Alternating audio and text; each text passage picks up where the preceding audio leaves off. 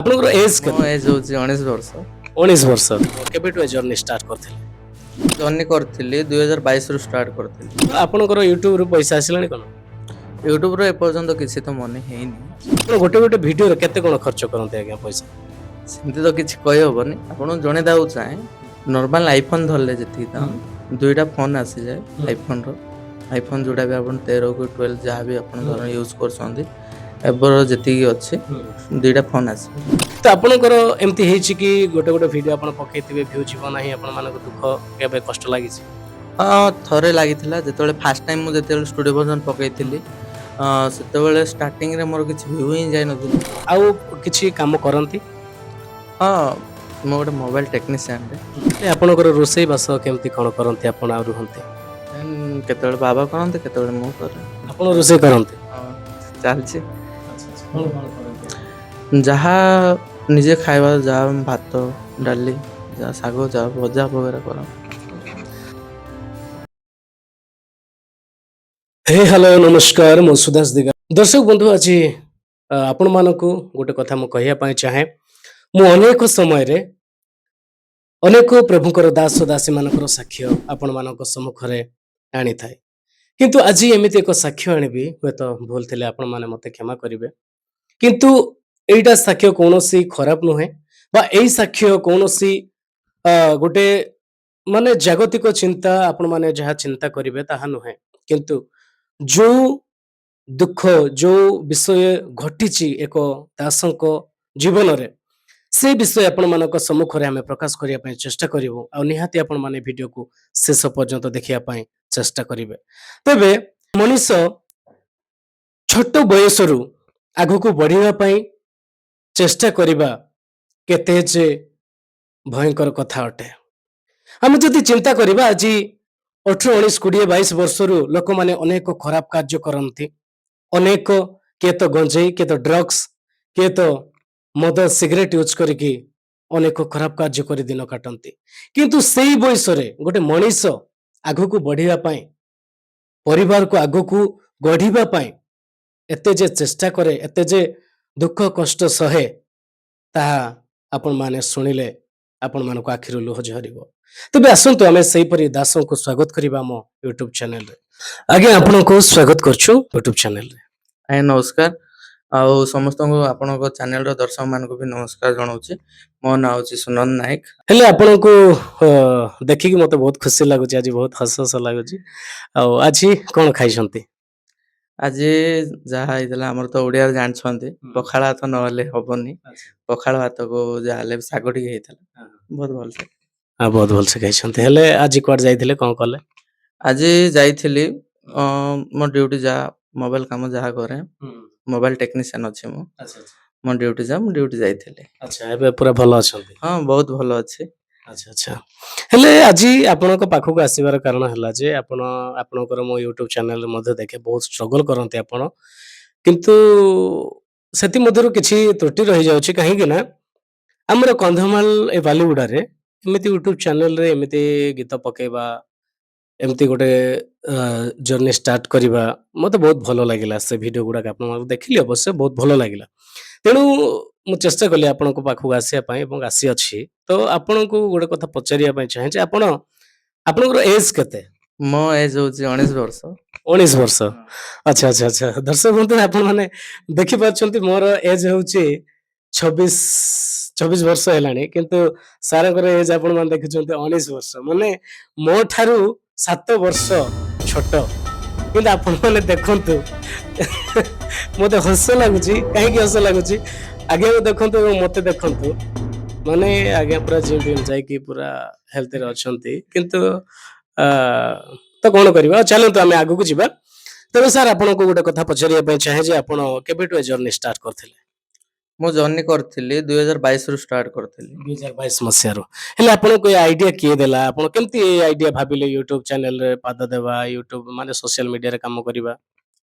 ମୁଁ ଦେଖିଲି, first social media ଦେଖିନଥିଲି, କଣ କିଛି ଜାଣି ହିଁ ନଥିଲି ଯେ ସୋସିଆଲ ମିଡ଼ିଆ କଣ, କି ପଇସା ମିଳେ, କି ସେଇଟା କଣ ହୁଏ, ସେଇଟା କିଛି ଜାଣିନଥିଲି। ମୋତେ କିଛି କରିବାର ଥିଲା, ଯୋଉଟା ମୁଁ ଦେଖିଲି ଇନଷ୍ଟା ଜମାନା, ଯେତେବେଳେ ଇନଷ୍ଟା ଥିଲା, ସେଇଟା ଇନଷ୍ଟା ଏବେ ରିସେଣ୍ଟ ଆସିଲା, ଯେତେବେଳେ ଟିକଟକ୍ ହେଲା ଆମର। ଟିକଟକ୍ ଜମାନା ଯେତେବେଳେ ଥିଲା ସେତେବେଳେ ମୁଁ ଦେଖିଲି ଗୋଟେ ରିଲ୍ ଦେଖୁଥିଲି ଯେତେବେଳେ ସାନ ଥିଲି। ରିଲ୍ ଦେଖୁଥିଲି କିଛି ମାଇଣ୍ଡରେ ଆସିଲା ଯେତେବେଳେ ପଢାପଢି କଲି କିଛି ମାଇଣ୍ଡରେ ଆସିଲା। ତାପରେ ଦେଖୁ ଦେଖୁ ସର୍ଟ ମୁଭି ଆରମ୍ଭ ହେଇଥିଲା। ଯେତେବେଳେ କିଛି ଚାନ୍ସ ମିଳିଥିଲା ମତେ ସର୍ଟ ମୁଭିରେ ଆକ୍ଟିଂ କରିବା ପାଇଁ। ହୁଁ, ଦେଖିକି ମୁଁ କିଛି କରିବି ବୋଲି ଆଶା ଥିଲା। ହୁଁ, ତାପରେ କରିଥିଲି। ହୁଁ। ଆଚ୍ଛା ଦର୍ଶକ ବନ୍ଧୁ ଆପଣମାନଙ୍କୁ ମୁଁ କହିବା ପାଇଁ ଚାହିଁବି ଆଜିକାଲି ସୋସିଆଲ ମିଡିଆରେ ଲୋକମାନେ କେବଳ ପଇସା ଆଶା ନେଇକି କରନ୍ତି। ଆଉ କିଛି ଲୋକ ନିଜର ମାନେ ଅ, ନିଜର ଟ୍ୟାଲେଣ୍ଟକୁ ଦେଖିବା ପାଇଁ ଦର୍ଶକମାନଙ୍କ ପାଖକୁ ପହଞ୍ଚାଇବା ପାଇଁ ବହୁତ ଚେଷ୍ଟା କରନ୍ତି। କିନ୍ତୁ ଯାଇପାରନ୍ତି ନାହିଁ କିଛି ଲୋକ କାହିଁକି ନା କିଛି କ୍ୟାଟେଗୋରୀ ଏମିତି ରହିଛି, ଏମିତି କଣ୍ଟେଣ୍ଟ ଏମିତି ରହିଛି ଯାହାକି ଲୋକମାନଙ୍କ ପାଖରେ ପହଞ୍ଚେ ନାହିଁ। ତ ଷ୍ଟ୍ରଗଲ୍ ବହୁତ କରୁଛନ୍ତି। ମୁଁ ଅନେକ ଭିଡିଓ ମଧ୍ୟ ଦେଖେ। ତ ମତେ ବହୁତ ଭଲ ଲାଗେ। ତ ସେଥିପାଇଁ ଆମେ ପଚାରିବା ଷ୍ଟ୍ରଗଲ୍ ବିଷୟରେ। ତ ଆପଣ 2022 ମସିହାରୁ ଷ୍ଟାର୍ଟ କରିଥିଲେ। ହେଲେ ଏ ବିଷୟ କଣ ଆପଣ ଟିକଟକ୍ ଯେତେବେଳେ ଥିଲା ସେଇଠୁ ଆପଣ ସୋସିଆଲ ମିଡିଆ କଥା ଜାଣିଥିଲେ। ତ ଆପଣଙ୍କର ୟୁଟ୍ୟୁବରୁ ପଇସା ଆସିଲାଣି କଣ? ୟୁଟ୍ୟୁବର ଏପର୍ଯ୍ୟନ୍ତ କିଛି ତ ମନେ ହେଇନି। ଆଚ୍ଛା। ଯାହା ଅଛି ଉପର ବାଲାଙ୍କ ଆଶା ଅଛି ହୁଁ, ହବ ବୋଲି। ହୁଁ, ବହୁତ ଜଲ୍ଦି ବି ହବ ଆଶା ଅଛି। ହୁଁ, ଜର୍ଣ୍ଣି ଯେମିତି ଷ୍ଟାର୍ଟ କରିଥିଲି ଯଦି ହାର ମାନିଯିବି କିଛି ହବନି। ତ ମତେ କିଛି କରିବାର ଅଛି। ହୁଁ, କଣ୍ଟିନ୍ୟୁ କରି ଚାଲିଛି। ଉପରବାଲା ବି ଦେଖି ଚାଲିଛି। ହବ ହୁଁ। ବୋଲି ଆଶା ଅଛି। ଆଚ୍ଛା, ଆଚ୍ଛା, ଆଚ୍ଛା। ତ ଦେଖନ୍ତୁ ଦର୍ଶକ ବନ୍ଧୁ ତାଙ୍କେ କହୁଛନ୍ତି ମୋର ଷ୍ଟ୍ରଗଲ୍ କରିବାକୁ ନିହାତି ଇମ୍ପୋର୍ଟାଣ୍ଟ। ଆଉ ପଇସା ଆଜି ନହେଲେ ତ କାଲି ଆସିବ ସେ କଥା ତାଙ୍କେ କହୁଛନ୍ତି। କିନ୍ତୁ ଆଜିକାଲି କିଛି ଲୋକ ପଇସା ଆଶାରେ ହିଁ ଖାଲି କାର୍ଯ୍ୟ କରନ୍ତି। କିନ୍ତୁ ନିଜର କଣ୍ଟେଣ୍ଟ ଉପରେ ସେମାନେ ଫୋକସ୍ କରନ୍ତି ନାହିଁ। କିନ୍ତୁ ଆଜ୍ଞାଙ୍କର ଆପଣମାନେ କଣ୍ଟେଣ୍ଟ ଗୁଡାକ ଦେଖିବେ, ଭିଡିଓ ଗୁଡାକ ଦେଖିବେ ତାହେଲେ ବହୁତ ପଇସା ଖର୍ଚ୍ଚ ହୁଏ। ତ ଆମର ଏଇ କନ୍ଧମାଳ ଡିଷ୍ଟ୍ରିକ୍ଟରେ ବାଲିଗୁଡା ଏରିଆରେ ଏତେ ପଇସା ଖର୍ଚ୍ଚ କରିକି ଗୋଟେ ଭିଡିଓ ବନେଇବାଟା ବହୁତ କଷ୍ଟ। ତ ସାରଙ୍କୁ ପଚାରିବେ ଗୋଟେ ଭିଡିଓରେ କେତେ କଣ ଖର୍ଚ୍ଚ କରନ୍ତି? ତ ଆପଣ ଗୋଟେ ଭିଡିଓରେ କେତେ କଣ ଖର୍ଚ୍ଚ କରନ୍ତି ଆଜ୍ଞା ପଇସା? ସେମିତି ତ କିଛି କହିହବନି। ଆପଣଙ୍କୁ ଜଣେଇଦବାକୁ ଚାହେଁ। ହୁଁ, ନର୍ମାଲ ଆଇଫୋନ ଧରିଲେ ଯେତିକି ହୁଁ, ଦାମ, ଦୁଇଟା ଫୋନ ଆସିଯାଏ ହୁଁ, ଆଇଫୋନର। ଆଇଫୋନ ଯୋଉଟା ବି ଆପଣ 13 କି 12 ଯାହା ବି ଆପଣ ହୁଁ, ଧର ୟୁଜ କରୁଛନ୍ତି, ଏବେର ଯେତିକି ଅଛି ହୁଁ, ଦୁଇଟା ଫୋନ ଆସିବ ହୁଁ। ଆରାମସେ। ମାନେ ଆପଣ କହିବା କଥା 1,00,000-1,50,000 ଏମିତି ଖର୍ଚ୍ଚ ହୁଏ। ତ ଦର୍ଶକ ବନ୍ଧୁ ଆପଣମାନେ ଦେଖୁଛନ୍ତି ଗୋଟେ 5 ମିନିଟ୍, 6 ମିନିଟ୍, 7 ମିନିଟର ଭିଡିଓ ପାଇଁ ଗୋଟେ ଭିଡିଓ ଭର୍ସନ ପାଇଁ, ଷ୍ଟୁଡିଓ ଭର୍ସନ ପାଇଁ ଏତେ ପଇସା ଖର୍ଚ୍ଚ ହୁଏ। ତ ଆପଣମାନେ ଭାବନ୍ତୁ ଆମର ଏ କନ୍ଧମାଳ ଡିଷ୍ଟ୍ରିକ୍ଟରେ ଏତେ ପଇସା ଖର୍ଚ୍ଚ କରିକି ଭିଡିଓ କରିବାଟା କେତେ ଯେ କଷ୍ଟକରଦାୟକ। ଆଉ ଏଇ କଷ୍ଟରେ ଯଦି ଆମେ ଦେଖିବା ତାହେଲେ ଯଦି ଭ୍ୟୁ ଯିବ ନାହିଁ, ଦର୍ଶକଙ୍କ ପାଖରେ ପହଞ୍ଚିବ ନାହିଁ, ତେବେ ଏତେ ପଇସା ଖର୍ଚ୍ଚ କରିକି ବହୁତ ବୃଥା। ତ ଆପଣଙ୍କର ଏମିତି ହେଇଛି କି ଗୋଟେ ଭିଡିଓ ଆପଣ ପକେଇଥିବେ ଭ୍ୟୁ ଯିବ ନାହିଁ, ଆପଣମାନଙ୍କୁ ଦୁଃଖ କେବେ କଷ୍ଟ ଲାଗିଛି? ହଁ, ଥରେ ଲାଗିଥିଲା ଯେତେବେଳେ ଫାଷ୍ଟ ଟାଇମ ମୁଁ ଯେତେବେଳେ ଷ୍ଟୁଡିଓ ଭର୍ସନ ହୁଁ, ପକେଇଥିଲି। ସେତେବେଳେ ଷ୍ଟାର୍ଟିଂରେ ମୋର କିଛି ଭ୍ୟୁ ହିଁ ଯାଇନଥିଲା। ହୁଁ, ଯେତେବେଳେ ମୁଁ ଗୋଟେ ମାସେ ୱେଟ୍ କରିଥିଲି, ମାସରେ ଲୋକମାନଙ୍କ ଭଲ ପାଇବା ମୋତେ ଯେତିକି ବି ହଉ, ହୁଁ, ଭଲ ପାଇବା ଦର୍ଶକ ଦେଇଥିଲେ। ହୁଁ, ସେଇଠୁ ମୁଁ କିଛି ବୁଝିଥିଲି, ହୁଁ। ତାପରେ ବି ମୁଁ କାମ କରିଥିଲି। ଆଚ୍ଛା, ଆଚ୍ଛା, ଆଚ୍ଛା। ତ ଦର୍ଶକ ବନ୍ଧୁ ଦେଖନ୍ତୁ ସୋସିଆଲ ମିଡିଆରେ କାମ କରିବାଟା ଯଦି ଆପଣମାନଙ୍କ ପାଖରେ ବା ଯେତିକି ଜଣ ଆଜି ସୋସିଆଲ ମିଡିଆରେ କାମ କରୁଛନ୍ତି ସେମାନଙ୍କ ପାଖରେ ଯଦି ମାନେ ଧୈର୍ଯ୍ୟ ବୋଲି କିଛି ବିଷୟ ଯଦି ନଥିବ ତାହେଲେ ମଣିଷ ଆଗକୁ ଯିବାଟା ବୃଥା। ଆଗକୁ ଯାଇପାରେ ନାହିଁ। ସେମିତି ଆଜ୍ଞାଙ୍କର ଧୈର୍ଯ୍ୟ ଅଛି ଆମେ ଦେଖିପାରୁଛେ। କିନ୍ତୁ ସେ ମଧ୍ୟ କହୁଥିଲେ ଗୋଟେ କଣ୍ଟେଣ୍ଟରେ 1,00,000-1,50,000 ପଇସା ଖର୍ଚ୍ଚ କରନ୍ତି। ସେଥିମଧ୍ୟରୁ ମଧ୍ୟ ଭ୍ୟୁ ନ ଗଲେ ମଧ୍ୟ ତାଙ୍କେ ଭରସା କରିଛନ୍ତି ଆଗକୁ ମୋର ଭ୍ୟୁ ଯିବ ବୋଲି। ତ ଆପଣଙ୍କୁ ଏତିକିରେ ଗୋଟେ କଥା ପଚାରିବା ପାଇଁ ଚାହେଁ, ଆପଣ ଆଉ କିଛି କାମ କରନ୍ତି? ହଁ, ମୁଁ ଗୋଟେ ମୋବାଇଲ ଟେକ୍ନିସିଆନଟେ। ହୁଁ, ଯୋଉଟା ମୋର ଲାଇଫ ଟାଇମ ବିଜନେସ୍ ଥାଏ, ହୁଁ, ଯୋଉଟା ମୁଁ କାମ କରେ। ହୁଁ, ଏବେ ମୋର ପଢାପଢି ଜଷ୍ଟ ହେଇଛି, ହୁଁ। ତ ମୁଁ ସେଇ କାମ ହିଁ କରେ। ଆଚ୍ଛା, ଆଚ୍ଛା। ତ ମୋବାଇଲ ରିପେୟାର କାମ କରନ୍ତି। ତ କେତେ କଣ ପଇସା ମିଳେ ସେଇଠି? କେମିତି ଆପଣ ଚଳନ୍ତି? ହଁ, ଚଳିବା ଭଳିଆ ମିଳିଯାଏ। ମନ୍ଥଲି ହିସାବରେ ଚଳିବା ଭଳିଆ ମିଳିଯାଏ। ଫ୍ୟାମିଲି ବି ଦେଖି ହୁଏ। ଏମିତି କିଛି ନାହିଁ। ତ ମୋର କିଛି ଅଛି, ଗୋଟେ ସ୍ମୃତି ଅଛି ଯେ ମୁଁ ଏଇଟା କିଛି କରିବି ବୋଲି। ସେଥିପାଇଁ କରୁଛି। ଉପରବାଲାଙ୍କ ଦୟା ଅଛି ତ କରୁଛି। କଣ୍ଟିନ୍ୟୁ ଆଚ୍ଛା, ଚାଲିଛି। ଆଚ୍ଛା। ତ ଦର୍ଶକ ବନ୍ଧୁ ଆପଣମାନେ ଦେଖିପାରୁଥିଲେ ତାଙ୍କେ କହୁଛନ୍ତି ଯେ ଯେତିକି ମିଳୁଛି ସେତିକିରେ ଆମର ପରିବାର ଚଳେଇବା ସଫିସିଏଣ୍ଟ ହେଇଯାଉଛି। ସେମିତି କହୁଛନ୍ତି। ତ ଆଉ ଆଗକୁ କିଛି ପଚାରିବା। ତ ଆପଣଙ୍କୁ ପଚାରିବା ପାଇଁ ଚାହେଁ ଆପଣଙ୍କ ପରିବାରରେ ସବୁ କେତେ ଅଛନ୍ତି? କେତେ ଜଣ ଅଛନ୍ତି? ପରିବାରରେ ବାବା ଅଛନ୍ତି, ମୁଁ ଅଛି, ମୋ ଭାଇ ଜଣେ ଅଛି, ଆଉ ମୋ ଦିଟା ଭଉଣୀ ଅଛନ୍ତି। ହେଲେ ମମି? ମମି ନାହିଁ। ମାଙ୍କର ଏବେ ରିସେଣ୍ଟ ଡେଥ୍ ହେଲା। ରିସେଣ୍ଟ ଡେଥ୍ ହେଲା। ଥିଲେ ଯେତେବେଳେ ମୋର ୟୁଟ୍ୟୁବ ଜର୍ଣ୍ଣି ଷ୍ଟାର୍ଟ ହେଇଥିଲା ଫାଷ୍ଟ ପ୍ରଡ୍ୟୁସର ତାଙ୍କେ ହିଁ ଥିଲେ ମୋ ସହିତ। ତ ଦର୍ଶକ ବନ୍ଧୁ କିଛି ଅଜବ କଥା, କିଛି ଅଜବ ମାନେ ମୁଁ ଶୁଣିଲେ ମୋତେ ନିଜକୁ ବି କଷ୍ଟ ହୁଏ। ଆପଣମାନଙ୍କୁ କେମିତି କ'ଣ ଲାଗୁଛି ମୁଁ ଜାଣି ନାହିଁ।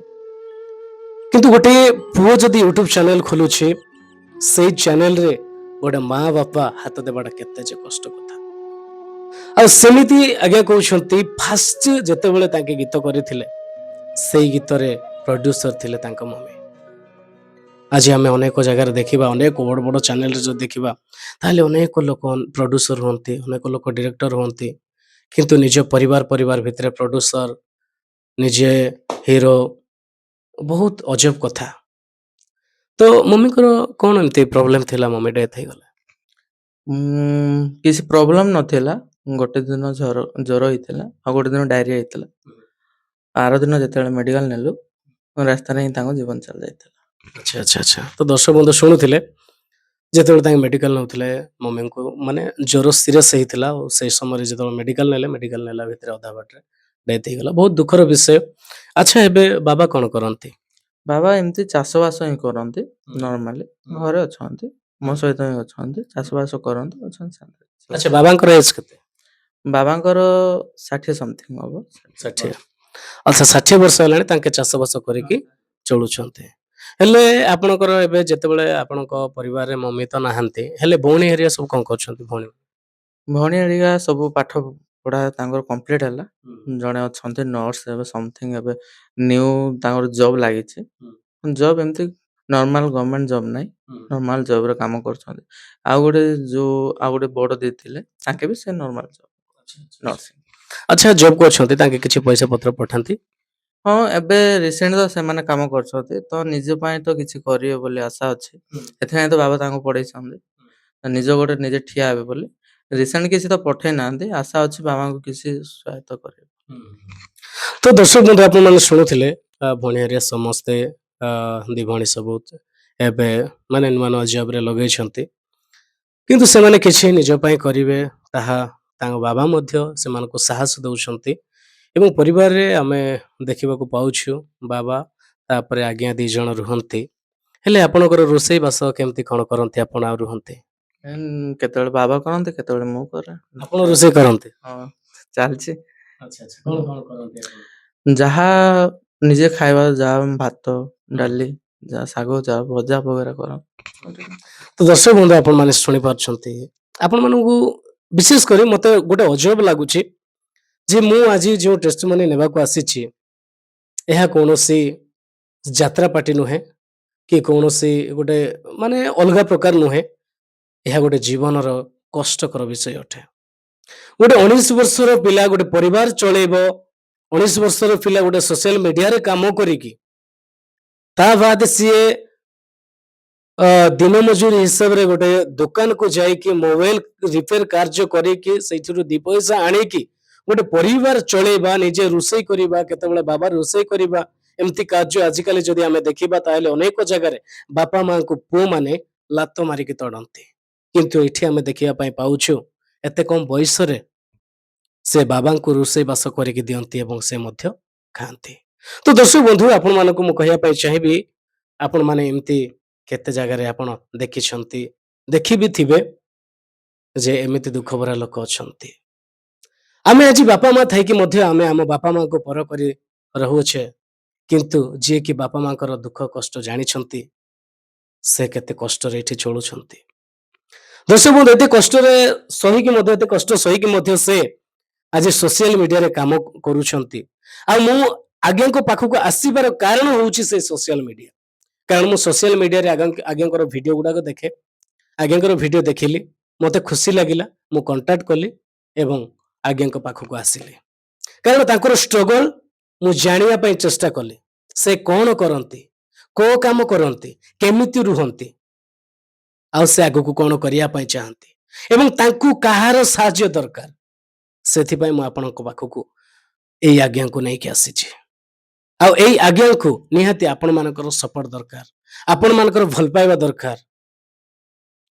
ଆଉ କିଛି ଲୋକ ତ ମୋତେ କହିବେ, ଏହା ତ ପ୍ରଭୁଙ୍କର ବିଷୟ ନୁହେଁ, ଆପଣ କାହିଁକି ଚ୍ୟାନେଲରେ ଆପଣ ତ ପ୍ରଭୁଙ୍କର ସାକ୍ଷ୍ୟ ଗୁଡାକ ଆଣନ୍ତି। କିନ୍ତୁ ମୁଁ ଆପଣମାନଙ୍କୁ କହିବା ପାଇଁ ଚାହିଁବି ଗୋଟେ ମଣିଷର ଜୀବନ୍ତ ସାକ୍ଷ୍ୟ ଏହା ବି କୌଣସି ଖରାପ ନୁହେଁ। ଏଇ ଜୀବନ୍ତ ସାକ୍ଷ୍ୟ ଏଇ ଆଜ୍ଞାଙ୍କର ଯଦି ପରିବାର ଏତେ କଷ୍ଟରେ ରହୁଛି ତାହେଲେ ଆଜି ଅନେକ ପରିବାର ଭାଙ୍ଗିକି ଅଛି।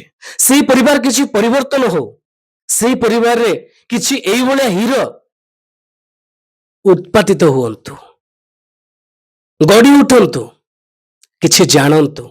ସେଥିପାଇଁ ମୁଁ ଏ ବିଷୟ ଆଣିଛି। କାହିଁକି ନା ଆଜିକାଲି ଆମେ ଅନେକ ଜାଗାରେ ଦେଖୁଛୁ ବାପା ମାଙ୍କୁ ପୁଅମାନେ ଝିଅମାନେ ପର କରିଦିଅନ୍ତି। ତ ଏଇ ଆଜ୍ଞାଙ୍କର ସାକ୍ଷ୍ୟ ଯଦି କିଛି ଲୋକ ଶୁଣିବେ ହୁଏତ ପରିବର୍ତ୍ତନ ହେବେ। ସେଥିପାଇଁ ଏଇ ଆଜ୍ଞାକୁ ମୁଁ ଆପଣମାନଙ୍କ ସମ୍ମୁଖରେ ଆଣିଛି। ତ ସାର୍ ଆପଣଙ୍କୁ ଆଉ ଗୋଟେ କଥା ପଚାରିବା ପାଇଁ ଚାହିଁବି, ଆପଣ ଯେତେବେଳେ ସୋସିଆଲ ମିଡିଆରେ କାମ କଲେ ତ ଆପଣଙ୍କୁ କିଏ ଆଜିକାଲି ଦେଖିବା ଆମେ ଯଦି ଜଣେ ଭଲ କାମ କରୁଛି ତାକୁ ହିଂସା କପଟ ଅନେକ କଥା ହୁଅନ୍ତି। ତ ଆପଣଙ୍କୁ କିଏ ହିଂସା ଏମିତି କିଛି ହେଇନାହାନ୍ତି? ବହୁତ ଲୋକ କହିଛନ୍ତି ଏଟା କରିଲେ କଣ ମିଳିବ, ତ ତାଙ୍କୁ କଣ ଜଣା ଅଛି ଯେ ଏଟା କଲେ କଣ ହବ କି କଣ ନାହିଁ। ବହୁତ ଲୋକ କହିବେ କରିବା ପାଇଁ, ଯଦି ନିଜର କ୍ଷମତା ଅଛି, ଯଦି ନିଜର ବି ଇଚ୍ଛା ଅଛି ଯେଟା କରିବାର ଅଛି, କରିଚାଲନ୍ତୁ। କଣ୍ଟିନ୍ୟୁ ଉପରବାଲା ଦେଖୁଛି, ଯେବେ ନା ଯେବେ ଆପଣଙ୍କୁ ଫଳ ଦେଇଦେବ। ବହୁତ ଭଲ କଥା କହିଛନ୍ତି। କାହିଁ କହିଲେ ଅନେକ ଲୋକ କରିଛନ୍ତି ହିଂସା କପଟ ଅନେକ କଥା କୁହନ୍ତି, କିନ୍ତୁ ଏଇଟା ଗୋଟେ ପ୍ଲସ୍ ପଏଣ୍ଟ, ମେନ୍ ପଏଣ୍ଟ। ପ୍ରଭୁ ବି ବାକ୍ୟରେ କହିଛନ୍ତି ତୁମେ ମୋତେ ଯେଭଳିଆ ପ୍ରେମ କରୁଅଛ ଆପଣା ପ୍ରତିବାସୀକୁ ସେହିପରି ଆତ୍ମତୁଲ୍ୟ ପ୍ରେମ କର ବୋଲି। ଆମେ ଜଣେ ଆମକୁ ହିଂସା କରୁଛି ବୋଲି ଆମେ ତାଙ୍କୁ ହିଂସା କରିବା ବଦଳେ ଯଦି ଆମେ ତାଙ୍କ ପାଇଁ ପ୍ରାର୍ଥନା କରିବା, ତାଙ୍କୁ ଯଦି ଆମେ ସମ୍ମାନ ଦେବା, ତାଙ୍କୁ ଯଦି ଆମେ ହସିକି କଥା ହେବା, ତାହେଲେ ତାହା କେତେ ଭୟଙ୍କର କଥା ଅଟେ। ସେମାନେ ଆଜି ଆମକୁ ହିଂସା ହେଉଛନ୍ତି, ଆସନ୍ତା କାଲି ସେମାନେ ଆମ ପାଇଁ ଖୁସି ହେବେ, ସେମାନେ ଆମକୁ ଦେଖିକି ଭଲ ପାଇବେ। ସେଥିପାଇଁ ବହୁତ ଉଦାହରଣ ସ୍ୱରୂପ ଗୋଟେ ବହୁତ ଭଲ ବିଷୟ କହିଲେ ଆଜ୍ଞା, ଧନ୍ୟବାଦ ସେଥିପାଇଁ। ତ ଆପଣ ଆଉ କଣ କହିବା ପାଇଁ ଚାହିଁବେ ଅଡିଏନ୍ସ ମାନଙ୍କୁ? କଣ ଆପଣଙ୍କର ଆଗକୁ ଆପଣଙ୍କୁ କଣ ମାନେ ଚ୍ୟାନେଲ ମାଧ୍ୟମରେ ବା କଣ ଆପଣ ମାନଙ୍କୁ ଦର୍ଶକ ମାନଙ୍କର ସାହାଯ୍ୟ ଦରକାର ଆପଣ ମାନେ କୁହନ୍ତୁ। ଦର୍ଶକ ତ ଭଲ ପାଇବା ଦଉଛନ୍ତି, ଆହୁରି ବି ଭଲ ପାଇବା ଦିଅନ୍ତୁ ବୋଲି ମୁଁ ଆଶା କରିବି। ଆଉ କିଛି ନ୍ୟୁ ଆଣିବି କନ୍ଧମାଳ ତରଫରୁ, ଯୋଉଟା କନ୍ଧମାଳ ଲୋକାଲ ଆର୍ଟିଷ୍ଟ ଯିଏ କାମ କରିବାକୁ ଚାହୁଁଛନ୍ତି, ପାଉନାହାନ୍ତି କାମ କରିବା ପାଇଁ। ମୁଁ କହିଛି, ଆଗରୁ ବି କହିଛି, ଏବେ ବି କହିବି, ବହୁତ ନ୍ୟୁ ଆର୍ଟିଷ୍ଟ ଧରିକି ଆଇବି ଚ୍ୟାନେଲରେ। ବହୁତ କିଛି କାମ କରିବାକୁ ଆଶା ଅଛି। ଏମିତି ନାହିଁ, ବହୁତ ଲୋକ ଆଉ ଭାବନ୍ତି ଯେ ବାହାରୁ ଆଣିକି କାମ କରିବା, ସେମିତି କିଛି ନାହିଁ। ଲୋକାଲ ବି ଆମର ବହୁତ ଭଲ ଭଲ ଆର୍ଟିଷ୍ଟ ଅଛନ୍ତି ଯେ କାମ କରିବାକୁ ଇଚ୍ଛା ଅଛନ୍ତି, ଖାଲି ମୌକା ପାଉନାହାନ୍ତି। ମୌକା ଦେବାକୁ ମୁଁ ଚାହିଁବି ମୋ ଚ୍ୟାନେଲ ତରଫରୁ। ତ ସାର୍ କହିଲେ ଅନେକ କଳାକାର, ଦର୍ଶକ ବନ୍ଧୁ ମୁଁ ମଧ୍ୟ ଦେଖିଛି ଅନେକ ଲୋକ, ଆକ୍ଚୁଆଲି ମୁଁ ଗୋଟେ ଗୀତ ଗାଇବା ପାଇଁ ବେଶୀ ଇଚ୍ଛା କରେ, ଆପଣ ମାନେ ଜାଣନ୍ତି ମତେ, ଆଉ ମୋର ଗୀତ ଗୁଡାକ ବି ଆପଣ ମାନେ ଦେଖନ୍ତି, ବହୁତ ଭଲ ପାଇବା ଦିଅନ୍ତି। ସେମିତି ଅନେକ ଲୋକ ଏମିତି ଗୀତ ଗାଇବା ଲୋକ ଅଛନ୍ତି ଆଜ୍ଞା, ମୁଁ ଶୁଣିକି ବେଳେ ବେଳେ ବହୁତ ମାନେ କଷ୍ଟ ଲାଗେ ଏଥିପାଇଁ ଯେ ସେମାନେ ସୁଯୋଗ ପାଉନାହାନ୍ତି। ତ ଠିକ ସେମିତି ଲୋକାଲ ଲୋକମାନଙ୍କୁ ଯେଉଁମାନେ ସୁଯୋଗ ପାଉନାହାନ୍ତି ସେଇମାନଙ୍କୁ ସୁଯୋଗ ଦେବା ପାଇଁ ସାର୍ ମଧ୍ୟ ଇଚ୍ଛା କରୁଛନ୍ତି। ତ କିଛି ଏମିତି କଳାକାର ମଧ୍ୟ ଅଛନ୍ତି ଆଗକୁ ଯିବା ପାଇଁ ମାନେ ଚାହୁଁଛନ୍ତି ହେଲେ ଯାଇପାରୁନାହାନ୍ତି, ସେମାନେ ଆଜ୍ଞାଙ୍କୁ ମଧ୍ୟ ଯୋଗାଯୋଗ ବି କରିପାରିବେ, ଭେଟି ବି ପାରିବେ। ବାଲିଗୁଡା କନ୍ଧମାଳ ଏଇଠିକି ଆସିଲେ ଆପଣ ମାନେ ଯଦି ଆମର ଏଇ ପାଖାପାଖି ଯେତିକି ଜିଲ୍ଲାରୁ ଆସିକି ମଧ୍ୟ ଆପଣ ମାନେ ଭେଟି ପାରିବେ, କାମ କରିପାରିବେ। ଆପଣ ଆପଣ ମାନେ ଆଜ୍ଞାଙ୍କର ଚ୍ୟାନେଲ ମଧ୍ୟ ମୁଁ ଦେଇଦେଇଛି, ଆପଣ ମାନେ ଯାଇକି ମଧ୍ୟ ଦେଖିପାରିବେ ଭିଡିଓ ଗୁଡାକ। ତ ସେମିତି କିଛି ଆପଣ ଆଜ୍ଞାକୁ ବି ମଧ୍ୟ ଭଲ ପାଇବା ଦିଅନ୍ତୁ। ଆଉ ଆଉ କିଛି କହିବା ପାଇଁ ଚାହିଁବେ ଦର୍ଶକ ମାନଙ୍କୁ? କିଛି ତ କହିବି ଯୋଉଟା ମୋ ଦ୍ଵାରା ଘଟିଛି। ତ ଆପଣ ପଢିବେ, ପଢିକି ନିଜେ ଉଠିବେ, ଯେତେବେଳେ ହିଁ ଶିଖିପାରିବେ ଯେ ଗୋଟେ କଷ୍ଟ କରିକି ଯୋଉ କାମ ବି କରୁଛନ୍ତି ସଫଳ କେମିତି ହଉଛି। କିନ୍ତୁ ଜଣକୁ ଭରସା କରିକି ଯେତେବେଳେ ଯିବେ, କିଛି ତ କିଛି ଭୁଲ ହବ 100%। ଯେତେବେଳେ ଆପଣ ନିଜେ କରିକି ଯିବେ, କୋଉଠି ଭୁଲ ରହିଲା ଆପଣ ନିଜେ ଜାଣିଯିବେ, ନିଜେ ତ ଶିଖିବାକୁ ପଡିବ। ତ ଦର୍ଶକ ବନ୍ଧୁ ବହୁତ କିଛି ଅନେକ କଥା ଅଛି, ଏମିତି ଯଦି ଆମେ କଥା ହେବା ଆଜ୍ଞାଙ୍କର ବହୁତ ମାନେ ମୁଁ ଆଉ ଅଧିକ କିଛି ପଚାରି ମଧ୍ୟ ପାରୁନାହିଁ, କାହିଁକି ନା ତାଙ୍କର ଯେତିକି ଦୁଃଖ ଭରା ତାଙ୍କେ କହୁଛନ୍ତି ମତେ, ମୁଁ ଆଉ ନିଜକୁ କଣ୍ଟ୍ରୋଲ ମଧ୍ୟ କରିପାରୁନାହିଁ। ତ ଆପଣମାନଙ୍କୁ ମଧ୍ୟ ଆମେ ଦୁଃଖ ଦେବା ପାଇଁ ଚାହୁଁନାହୁଁ। ତ ଆପଣମାନେ ସେଥିପାଇଁ ଆପଣମାନଙ୍କୁ କହିବା ପାଇଁ ଚାହିଁବି, ଆପଣମାନେ ଆଜ୍ଞାଙ୍କର ଭିଡିଓ ଅ, ଦେଖନ୍ତୁ ଆଜ୍ଞାଙ୍କୁ ମଧ୍ୟ ଟିକେ ଆଗକୁ ଯିବା ପାଇଁ ସାହାଯ୍ୟ କରନ୍ତୁ। ଆଜ୍ଞାଙ୍କର ମଧ୍ୟ ଭିଡ଼ିଓ ଗୁଡ଼ାକ ଆପଣମାନେ ସେୟାର କରନ୍ତୁ। ଚ୍ୟାନେଲକୁ ମଧ୍ୟ ତାଙ୍କର ଯାଇକି ସପୋର୍ଟ କରନ୍ତୁ। ଏଇ କଥା ମୁଁ ଏଥିପାଇଁ କହୁଛି ଯେ ତାଙ୍କ ପରିବାର ଚଳେଇବା, ପରିବାରକୁ ଆଗକୁ ବଢ଼େଇ ନେବା ବହୁତ କଷ୍ଟକର ବିଷୟ ଅଟେ। ସେଥିପାଇଁ ମୁଁ ଆପଣମାନଙ୍କୁ ଏହା ରିକ୍ୱେଷ୍ଟ କରି ଆପଣମାନଙ୍କ ପାଖକୁ ଆସିଛି। ନିହାତି ଆଜ୍ଞାଙ୍କୁ ସପୋର୍ଟ କରନ୍ତୁ। ତ ଆଜ୍ଞା ଆଉ କିଛି କହିବେ ନା ସମାପ୍ତ କରିବା ନା କଣ? ଆଉ କିଛି କହିବାର ବାକି ଅଛି ଦର୍ଶକମାନଙ୍କୁ? କିଛି ତ କହିବିନି। ଏମିତି ଯେମିତି ଭଲ ପାଇବା ଦଉଛନ୍ତି ସେମିତି ହିଁ ଭଲ ପାଇବା ଦିଅନ୍ତୁ। ନ୍ୟୁ କଣ୍ଟେଣ୍ଟ କିଛି ଆସିବ। ବହୁତ ବହୁତ ଭଲ କଣ୍ଟେଣ୍ଟ ଅଛି। ଆଶା ଅଛି କନ୍ଧମାଳ ତରଫରୁ କିଛି ନ୍ୟୁ ବାହାରିବ ବୋଲି। କରିବା ଚାଲିଛି ଉପରବାଲାଙ୍କ ଦୟାରୁ। ଆଚ୍ଛା ଆଚ୍ଛା। ତ ଆଜ୍ଞା ନ୍ୟୁ ନ୍ୟୁ ଭିଡ଼ିଓ ମଧ୍ୟ ଆଣିବା ପାଇଁ ଚେଷ୍ଟା କରୁଛନ୍ତି। ଆଉ ଚେଷ୍ଟା କରିଛନ୍ତି ମଧ୍ୟ ଆହୁରି କରୁଛନ୍ତି ଆଗକୁ ଭଲ ଭଲ ଭିଡ଼ିଓ ଆଣିବା ପାଇଁ। ସେଥିପାଇଁ ସେ ଆଶା ରଖିଛନ୍ତି ଆପଣମାନେ ଭଲ ପାଇବା ଦେବେ। ଆଉ ସେ ଭଲ ପାଇବା ଦେଲେ ସେ ଆଗକୁ ଭଲ ଭଲ ଭିଡ଼ିଓ ଆଣିବେ ଏବଂ ଆଗକୁ ବଢ଼ିବେ। ତ ଦର୍ଶକ ବନ୍ଧୁ ଆଶା କରୁଛୁ ଆପଣମାନେ ଏ ଭିଡ଼ିଓ ଆପଣମାନଙ୍କୁ ଭଲ ଲାଗିଥିବ। ଯଦି ଭଲ ଲାଗିଛି ତାହେଲେ ନିଶ୍ଚିନ୍ତ ଭାବରେ ଆପଣମାନେ ଏ ଭିଡ଼ିଓକୁ ସେୟାର କରନ୍ତୁ, ଲାଇକ୍ କରନ୍ତୁ ଏବଂ ସୁନ୍ଦର କମେଣ୍ଟ ଗୋଟେ କରନ୍ତୁ ଏବଂ ଏମିତି ନୂତନ ନୂତନ ଭିଡ଼ିଓ ଦେଖିବା ପାଇଁ ମୋ ଚ୍ୟାନେଲକୁ ସବସ୍କ୍ରାଇବ କରନ୍ତୁ। ରହୁଛୁ ଆପଣମାନଙ୍କୁ ପ୍ରତ୍ୟେକଙ୍କୁ ନମସ୍କାର।